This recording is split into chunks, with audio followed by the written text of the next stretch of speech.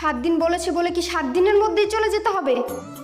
এটা কেমন কথা? তো 7 দিন মানেই তো 7 দিন। 7 দিন মানে তো আর 14 দিন না। নাকি 7 দিনের ভেতরে গোপনে 14 দিন লুকিয়ে থাকে, যে বিষয়ে আমি জানি না। এমন গোপন সংখ্যা সম্পর্কে কোন স্কুলে পড়ায় আমাকে বলো। সেই স্কুলে যে আমিও ভর্তি হই, তোমার মতো আমিও শিখি 7 দিনে 14 দিন কিভাবে বানাতে হয়। ফোন রাখো।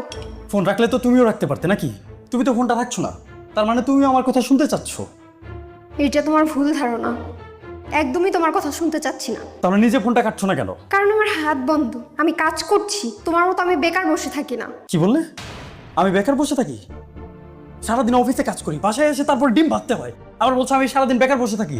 অফিসে গিয়ে তো সারাদিন বসেই থাকো, সেসব খবর আমি জানি। এত বাহাদুরি আমার সাথে দেখাতে এসো না। দেখো, আমার কিন্তু মেজাজটা খারাপ হয়ে যাচ্ছে। এমনিতে আমার কোনো কিছু ভালো লাগছে না। প্রেশার মনে হয় হাই হয়ে যাচ্ছে, আমি এখনই অজ্ঞান হয়ে পড়ে যাবো। মেজাজ খারাপ কেন শুনি? মেজাজ খারাপ হবে না তো কি খারাপ হবে? একটা মানুষ না খেয়ে থাকতে থাকতে শুটকি মাছ হয়ে গেছে। 2 দিন পরে সে বমি হয়ে যেতে পারে, যে কোনো সময় হতে পারে, আশঙ্কা আছে। তুমি বুঝতে পারছো না? তুমি চলে গেছো আমাকে রেখে, আবার বলছো মেজাজ খারাপ কেন হচ্ছে? সুখে হচ্ছে, সুখে আমার সুখ লাগছে। তুমি না খেয়ে আছো কেন? তোমাকে কে না খেয়ে থাকতে বলেছে? না খেয়ে থাকতে আমাকে কেউ বলেনি, আর বললেও আমি শুনতাম না। ব্যাপারটা হচ্ছে বাসায় কোনো খাবার নেই, তাই না খেয়ে আছি। পকেটে টাকা আছে, বাইরে খাবার আছে, বাইরে গিয়ে খেয়ে নাও। তুমি জানো না যে আমি বাইরের খাবার খেতে পারি না? তুমি 7 দিনের জন্য গেছো, 14 দিন হতে চললো, তোমার আসার কোনো খবর নেই। তোমার কি একটুও খারাপ লাগে না? হ্যাঁ, তুমি কি করছো ওখানে? 2-1 দিনের মধ্যেই চলে আসবো। তুমি মাথাটা ঠান্ডা করো। এখন আবার এসব কথা বলছো? এই, তুমি আসবে কবে বলো তো? না আসলে সেটাও সরাসরি বলো। এসব ইঁদুর বেড়াল খেলা আর খেলতে ভালো লাগছে না। এই যে তুমি এত রাগ দেখাচ্ছ, তুমি কি জানো এইখানে তোমার শ্বশুর শাশুড়িকে কত ভালো ভালো রান্না করে খাওয়াচ্ছি? অত ভালো ভালো রান্না তোমার বাবার বাড়ির মানুষকে খাওয়ালে আমার কি লাভ? আমি তো না খেয়ে সত্যি হচ্ছি। তোমার শ্বশুর শাশুড়িকে আমি ভালো ভালো রান্না করে খাওয়াচ্ছি, তোমার কিছুই যায় আসে না। তুমি কিন্তু দিন দিন খুব স্বার্থপর হয়ে যাচ্ছ। হ্যাঁ, আমি স্বার্থপর হব না, আমি আর উদার হব। আমার এই বিপদের দিনে আমি আমার কথা না চিন্তা করি, আমি মানুষের কথা চিন্তা করবো। এখন তুমি বললে তো আর আমি উড়ে চলে আসতে পারবো না। কি জন্য ফোন করেছো সেটা বলো। অনেকক্ষণ যাবত একটা ডিম ভাজার চেষ্টা করছি, কিন্তু ডিমের খোসা ডিমের ভিতরে পড়ে গেছে, বের করতে পারছি না। আচ্ছা, বের করার কোনো সিস্টেম তোমার জানা আছে?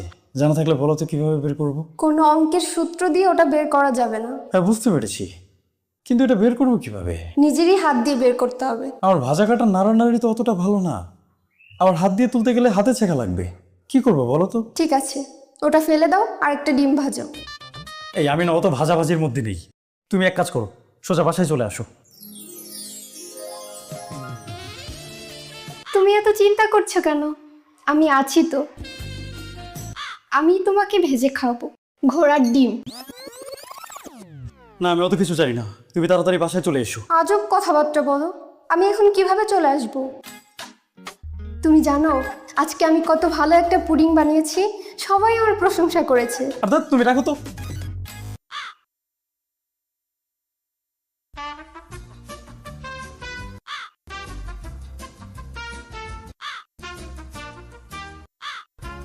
অষ্টমে আছে বন্ধু।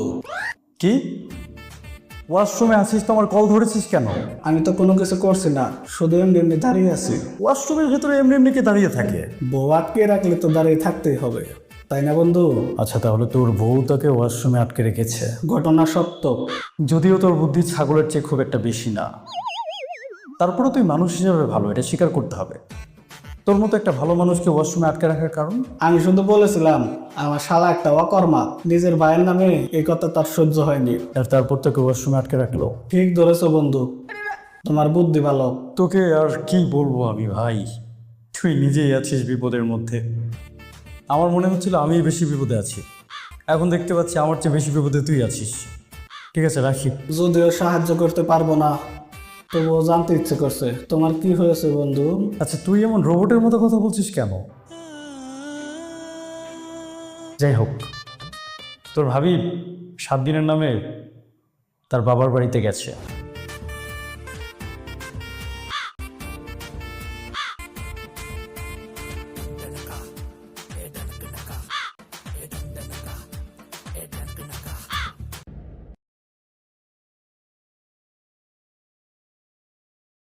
আজ প্রায় 14 দিন হতে চললো, আসার কোনো নাম নেই। রান্নাটাও করতে পারি না, বাইরের খাবারও খেতে পারি না, আছে একটা যন্ত্রণার মধ্যে।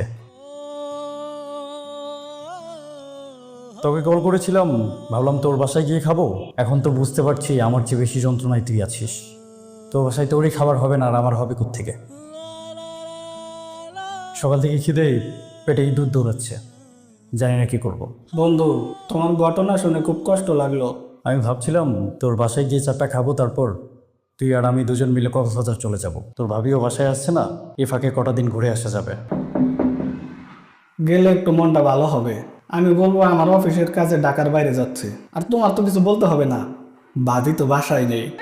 কিন্তু কোথাও ঘুরতে যে যাবো, ঘুরতে গিয়েও তো শান্তি পাবো না। যদি তোর ভাবি জানে ঘুরতে যাচ্ছি, 2 মিনিটের মধ্যে বাসায় চলে আসবে, তখন হবে আরেক যন্ত্রণা। ওহো, তাহলে তো মুশকিল। তুই বুঝতে পারছিস আমার কষ্টটা কোথায়? আমি যখন বাসায় থাকতে চাই, শান্তিতে থাকতে চাই, তখন সে বাসায় থাকবে না, সে তার বাবার বাড়ি গিয়ে বসে থাকবে। আর আমি যদি বাসার বাইরে কোথাও যাই, সে সাথে সাথে বাসায় ফিরে আসবে, আর আমার দোষ ধরবে আমি কোথায় গেলাম, কার সাথে গেলাম।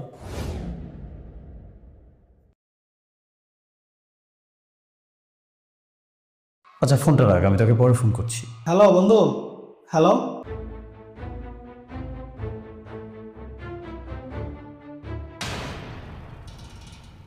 আমার ভুল হয়েছে, এবারের মতো ক্ষমা করে দাও।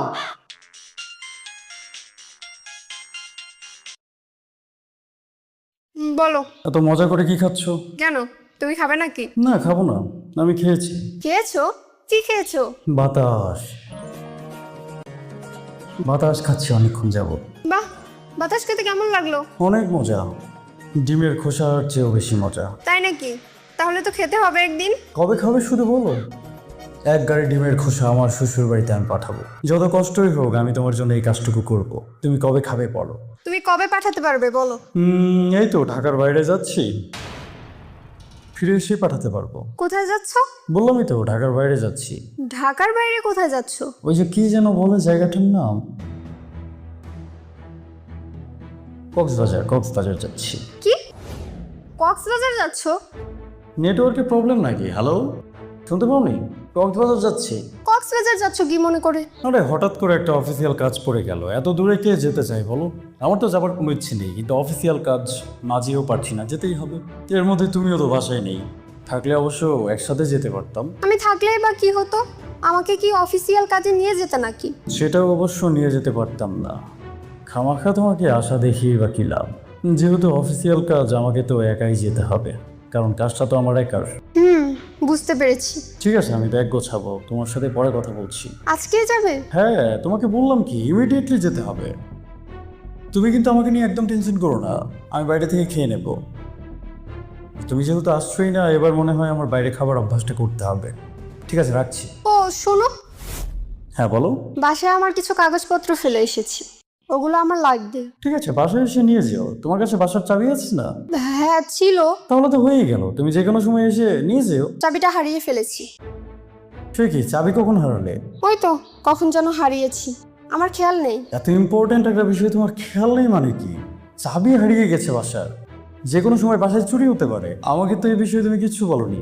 তোমাকে আমি বলতাম, কিন্তু কাজের চাপে বলতে ভুলে গিয়েছিলাম। ঠিক আছে, এখন তাহলে কি করবো বলো তো? আমারও তো ইমিডিয়েটলি বের হতে হবে। আমি কি চাবিটা বাসার সামনের সুপার শপে রেখে যাব? আর না না, কার কাছে চাবি রেখে যাবে?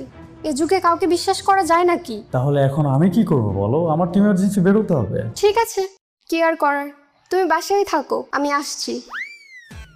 তুমি আসছো মানে কি? আসছি, তুমি কখন আসবে? একটু পরেই আসছি। একটু পরে আসবে মানে কি? আমি কি এখন তোমার জন্য অপেক্ষা করব?